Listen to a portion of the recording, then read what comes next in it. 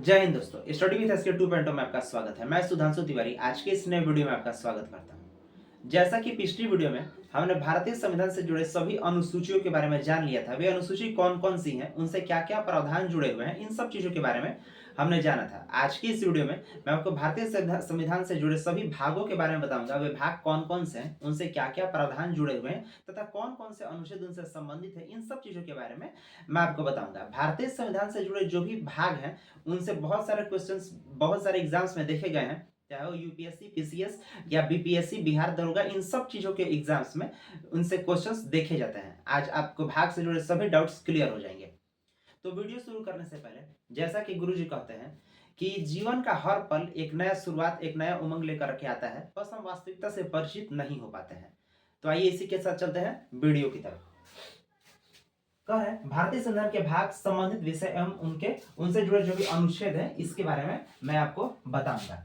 भारतीय संविधान में भागों की संख्या 22 है। पिछली वीडियो में मैंने बताया था कि भारतीय संविधान में भागों की संख्या 25 है, तो 25 ही है, लेकिन अगर उसे हम ऐसे सीधे काउंट करेंगे तो 22 है, लेकिन उसमें कुछ संशोधन के द्वारा जोड़े गए हैं। जैसे भाग 9, 9A, 9B, 14C, इस तरह से करके जोड़े गए हैं। अगर उस तरह से हम उसे पार्टिकुलरली काउंट करते हैं तो वे 25 होंगी। तो आइए पहले हम देखते हैं इसे। संविधान के भाग 1, इधर भाग लिखे हुए हैं, इधर विषय तथा उस साइड में अनुच्छेद लिखे हुए हैं। आप कंफ्यूज ना हो इसलिए मैंने बताया। तो भाग 1 में संघ एवं उसका राज्य क्षेत्र, the union and it's territory, इसके बारे में बताया गया है। भाग 1 से लेकर के 4 में, भाग 1 में तो ये बताया गया है कि भारत जो है वो राज्यों का संघ है, और 1 से 4 तक में भारत से जुड़े राज्य, उनके नामों में किस तरह से परिवर्तन होगा, उनके सीमाओं में किस तरह परिवर्तन होगा, नए राज्यों के निर्माण, इन सब चीजों के बारे में हमें भाग 1 में बताया गया है। अगला है भाग 2, जो है ये नागरिकता से संबंधित है, सिटीजनशिप। भाग 2 जो है हमारा वो नागरिकता यानी कि सिटीजनशिप से संबंधित है। इसमें क्या है, ये भाग 5 से लेकर के भाग 11 तक में भारत की नागरिकता, कौन भारत का नागरिक होगा, नागरिकता कैसे प्राप्त होगी, किस तरह से नागरिकता छीन जाती है, इन सब चीजों के बारे में हमें भाग 2 में बताया जाता है। भाग 2 में अनुच्छेद 5 से 11 तक में, जैसे जन्म के आधार पर भारत का नागरिक हो सकते हैं, वंशानुगत के आधार पर, पंजीकरण के आधार पर, इस आधार पर हम भारत के नागरिक होते हैं। आइए आगे देखते हैं। तीसरे में है, भाग 3 में है मूल अधिकार। मूल अधिकार हमारा भाग 3 में है, जिसमें 6 विषय होते हैं। मूल अधिकार में कितने विषय हैं? 6 विषय होते हैं। फंडामेंटल राइट्स, ये 12 से 35 तक में हमें बताया गया है, जैसे समानता का अधिकार, शोषण के विरुद्ध अधिकार, शिक्षा का अधिकार, इन सब स्वास्थ्य का अधिकार, इन सब चीजों का जो अधिकार है ये 12 से 35 में मूल अधिकारों में हमें बताया गया है, जो भाग 3 में है। भाग 4 में है राज्य के नीति निदेशक तत्व, DPSP, directive principle of state policy, ये 36 से 51 तक में है। इसमें एक कल्याणकारी राज्य की स्थापना कैसे हो सकती है, इसके बारे में हमें इसमें बताया गया है। अगला है हमारा मूल 4 क, यानी कि भारतीय संविधान का भाग 4 क है, मूल कर्तव्य। इसमें है मूल कर्तव्य, फंडामेंटल ड्यूटीज। इसमें हमारे कुल 11 विषय हैं। इसमें ये 51 क में वर्णित है मूल कर्तव्य। अगर राज्य हमें कुछ मूल अधिकार यानी फंडामेंटल राइट्स देता है तो राज्य के प्रति हमारा उत्तरदायित्व है, जैसे राष्ट्र की एकता और अखंडता को बनाए रखना। इन सब ऐसे तरह के जो मूल अधिकार हैं भाग 11 में दिए हुए हैं, इन सब चीजों को भाग 4 क में वर्णित किया गया है, 51 क में, भाग 4 क के 51 क में। भाग 5 में है संघ के बारे में, द यूनियन, इसे बताया गया है। यह आपको 52 से लेकर के 1 से 51 तक में है। इसमें भारत के केंद्रीय शासन के बारे में, राष्ट्रपति के निर्वाचन से संबंधित प्रावधान, उपराष्ट्रपति, उसके बाद भारत के न्यायालय के न्यायाधीश तथा उनके निर्वाचन के प्रावधान, इस तरह के जो भी प्रावधान है ये सब हमें भाग 5 में देखने को मिलता है। अगला है भाग 6, इसमें राज्य तथा राज्य से जुड़ी शक्तियों के बारे में, मुख्यमंत्री, मंत्री परिषद, राज्यपाल से जुड़ी शक्तियां, उसकी नियुक्ति, इन सब चीजों के बारे में हमें भाग 6 में बताया गया है। भाग 6 में हमें 152 से लेकर के 135 तक में, 137 तक में ये बताया गया है। इसमें राज्य के सभी शक्तियों इत्यादि के बारे में पूरी तरह से वर्णित किया गया है। अगला है भाग 7, पहली अनुसूची के भाग ख के राज्य।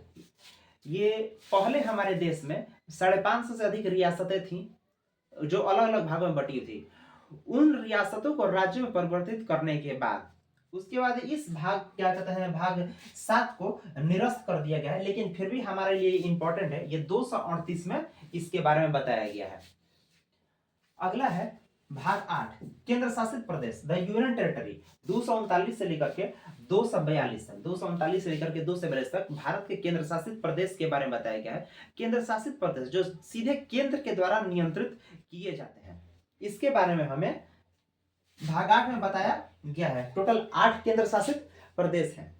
आगे देखते हैं भाग 9 में पंचायत के बारे में बताया गया है। भाग 9 में पंचायत के बारे में बताया गया है। 243 से लेकर 243 क से लेकर के अण तक इस अनुच्छेद में अनुच्छेद 243 से लेकर 243 क से अण तक में हमें पंचायत के बारे में बताया गया है। पंचायत से जुड़ी शक्तियों के बारे में बताया गया है। पंचायत अपने ग्रामों को किस तरह से व्यवस्थित करती है, उसमें शिक्षा स्वास्थ्य सुविधाएं किस तरह से प्रदान करती है, क्या क्या उनमें विषय है, इन सब चीजों के बारे में हमें भाग 9 में देखने को मिलता है। तो भाग 9 पंचायत से संबंधित है। भाग 9A यही जो मैंने बताया कि 22 भाग है, लेकिन अब एक 9 के बाद 9A बढ़ा है। तो 9A में हमें नगर पालिका से संबंधित विषय जैसे द म्युनिसिपैलिटी के बारे में बताया जाता है। ये 243 च 243 य और 6 में हमें बताया जाता है।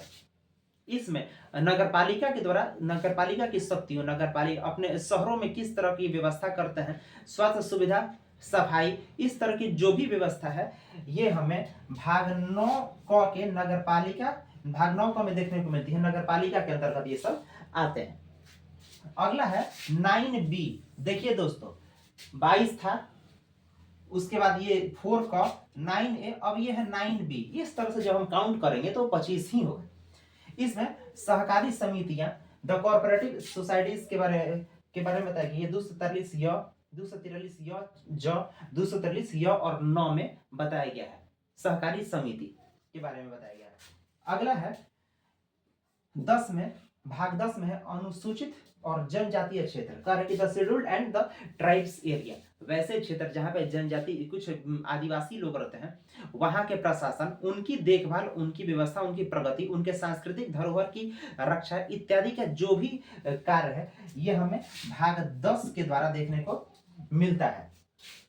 और अनुच्छेद इसमें 244 और 244 क में ये देखने को मिलता है। वहां के प्रशासनिक व्यवस्था को किस तरह से बनाए रखा जाए, उनके सुविधा, उनकी भलाई किस तरह से की जाए ताकि वो समाज के एक अच्छे स्तर में आ सके, उन सब के बारे में हमें भाग 10 में बताया गया है।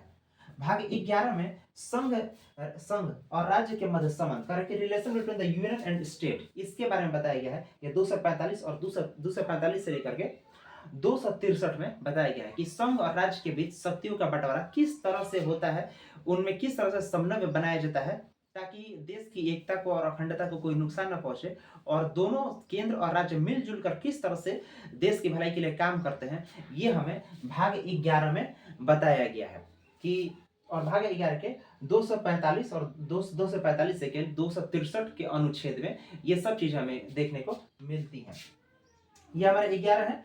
अगला है हमारा दोस्तों भाग 12। अगला है, देखिए भाग 12 में वित्त संपत्ति संविधान और वाद संबंधी कुछ प्रावधान दिए गए हैं। ये आपको अनुच्छेद 264 से लेकर के 300A तक में देखने को मिलता है। इसमें वित्त आयोग से संबंधित कुछ प्रावधान, यानी कि उसके गठन तथा उसके कार्यों के बारे में उल्लेखित किया गया है। संपत्ति के अधिकार से संबंधित कुछ प्रावधान इसमें दिए गए हैं। वैसे तो संपत्ति के अधिकार को मूल अधिकार की श्रेणी से हटा दिया गया है, लेकिन कुछ प्रावधान इसमें दिए गए हैं। समुदाय और वाद संबंधी भी कुछ प्रावधान इसमें दिए गए हैं। भाग 12 में अनुच्छेद 264 से लेकर 300 क में वित्त, संपत्ति, समुदाय और वाद संबंधी प्रावधान दिए गए हैं भाग 12 में। अगला है भाग 13 है। भारत के राज्य क्षेत्र में व्यापार, वाणिज्य एवं समागम करने की जो स्वतंत्रता में मिलती है, उसके बारे में विशेष इसमें प्रावधान दिए गए हैं। यह अनुच्छेद 300 से लेकर के 301 से 307 तक में इसके बारे में प्रावधान दिए गए हैं भाग 13 में। अगला है भाग 14, संघ एवं राज्यों के अधीन सेवाएं, service under the union and state. इसके बारे में अनुच्छेद 308 से लेकर के 323 तक में हमें देखने को मिलता है। इसके तहत भर्ती प्रक्रिया में कोई गड़बड़ी न हो, निष्पक्ष भर्ती हो, उसके बारे में बताया गया है। संघ लोक सेवा आयोग के बारे में भी इसमें प्रावधान दिए गए हैं। ठीक है, अगला है भाग 14 है, अगला है 14A। ये संशोधन के द्वारा इसमें जोड़ा गया है, ये 42वें संशोधन के द्वारा हमारे संविधान में जुड़ा है। इसमें अधिकरण टर्बुलेंस के बारे में बताया गया है और अनुच्छेद 323 क से लेकर के 323 ख में इसके बारे में बताया गया है। इसके तहत संसद तथा विधानमंडल को कुछ विशेष अधिकार मिलते हैं, जिसके तहत वो कानून बना सकता है तथा विवादों का निपटारा कर सकता है। इससे हमें यह फायदा होता है, इससे न्यायपालिका के भार को कम किया जाता है तथा विवादों का शीघ्र निपटारा इसके तहत होता है। अगला है निर्वाचन, इलेक्शन, ये जरूरी है और इसके बारे में हमें 224 से लेकर के 229 क में इलेक्शन के बारे में बताया है। भारत एक लोकतांत्रिक देश है, इसमें इलेक्शन के द्वारा ही हम अपने कैंडिडेट को, अपने नेता को चुनते हैं। तो इसमें निष्पक्ष इलेक्शन हो, उसमें कोई गड़बड़ी ना हो, उसके बारे में इसमें प्रावधान दिए गए हैं तथा इसमें इलेक्शन कमीशन के पावर्स के बारे में भी बताया गया, उन्हें क्या अधिकार है, वो क्या क्या कर सकते हैं इलेक्शन में, इसके बारे में बताया गया। भाग 16 में दिया गया है कुछ वर्गों के संबंध में विशेष उपबंध, जैसे अनुसूचित जाति, अनुसूचित जनजाति, पिछड़े वर्ग इत्यादि के बारे में विशेष उपबंध दिए गए हैं। अनुच्छेद 300 क से लेकर के अनुच्छेद 330 से लेकर के 342 तक में। भाग 16 के अनुच्छेद 330 से 342 तक में कुछ विशेष उपबंध दिए गए हैं। किसके लिए? तो अनुसूचित जातियों, अनुसूचित जनजातियों, पिछड़े वर्ग के लिए, उनके क्षेत्रों के विकास, उनके लिए शिक्षा, स्वास्थ्य संबंधी व्यवस्था किस तरह से होगी वहां पे, ये सब व्यवस्था, उसकी क्या प्रक्रिया होगी, उनके प्रशासनिक ढांचे को किस तरह से ठीक किया जाएगा ताकि वो भी इस दुनिया, मतलब इस देश के एक अच्छे हिस्से में, एक अच्छे तबके में आकर के बैठ सके, उसके लिए विशेष उपबंध दिए गए। भाग 17 क्या कहता है? भाग 17 राजभाषा से संबंधित है, ऑफिशियल लैंग्वेज। भाग 17 हमें ये बताता है हमारी राजभाषा हिंदी होगी तथा हमारी लिपि देवनागरी होगी। यह अनुच्छेद 343 से लेकर के 351 तक में हमें देखने को मिलता है। अगला है 18 में आपात उपबंध, इमरजेंसी प्रोविंस दिए गए हैं। ये 352 से लेकर के 360 तक में हमें इमरजेंसी, आपातकाल के बारे में देखा गया है। राष्ट्रपति कुछ विशेष स्थितियों में आपातकाल की घोषणा करते हैं।